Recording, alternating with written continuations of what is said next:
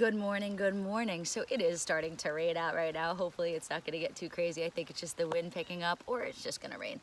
Anyway, so I went on a run this morning and I thought about a lot of things, normal things that one thinks about, like how is it that 90s Janet Jackson never gets old? I mean, honestly. But also about how democracy is like exercise. And bear with me because this was going on in my head and not necessarily out there in the world. So we're gonna work through this together. But how is democracy like exercise? They both take a lot of hard work. There's some days you wake up and you're like, man, I can't wait to exercise. It's gonna be great. It's gonna be awesome. And then some days you're like, nah, I don't feel like it. Or even the worst days that you're like, can't someone else do it for me? But like democracy, exercise doesn't work like that. You can't expect other people to do things for you and then have it wind up the way you want it to.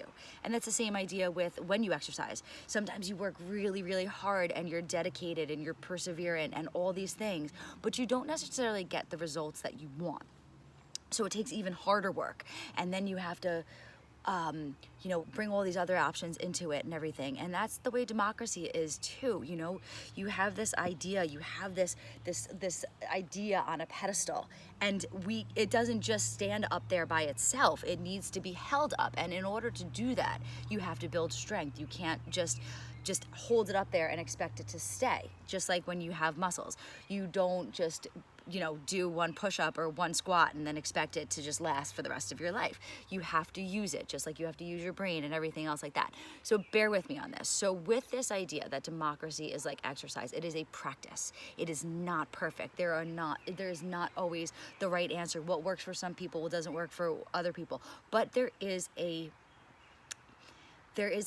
commonality between them. There is a set form. There is a way of exercising both your democracy and your body that is in alignment and everything else like that. So, what I wanted to give an example of is a push-up. Okay, so democracy is like a push-up, so maybe it's a terrible metaphor. Maybe I won't even post this. Maybe I'm just like a freaking lunatic that's losing their mind in the middle of this this pandemic, but we're gonna go with it anyway. So, okay, so let's talk about this. So push-ups in terms of democracy.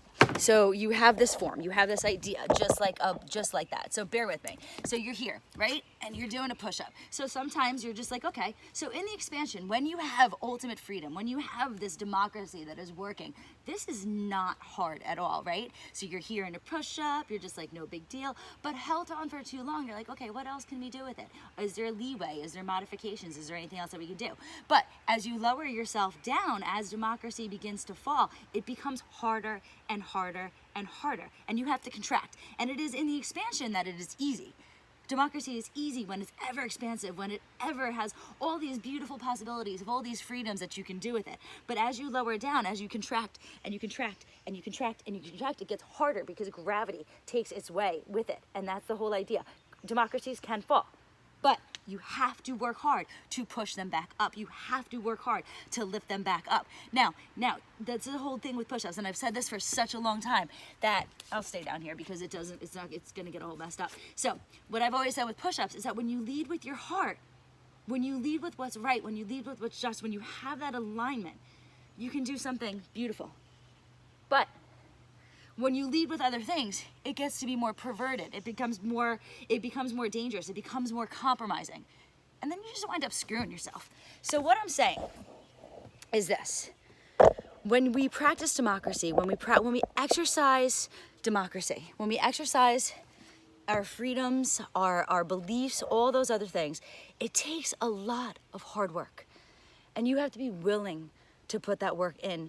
And we can't, and I've noticed lately that we are just looking to these leaders to lead us. Now I've been a fitness instructor. Let me tell you something. Sometimes you don't feel like doing it either. Sometimes you're just like, do what you want. And that's fine sometimes, but let's just keep that in mind. Let's just keep that in mind that we have the power.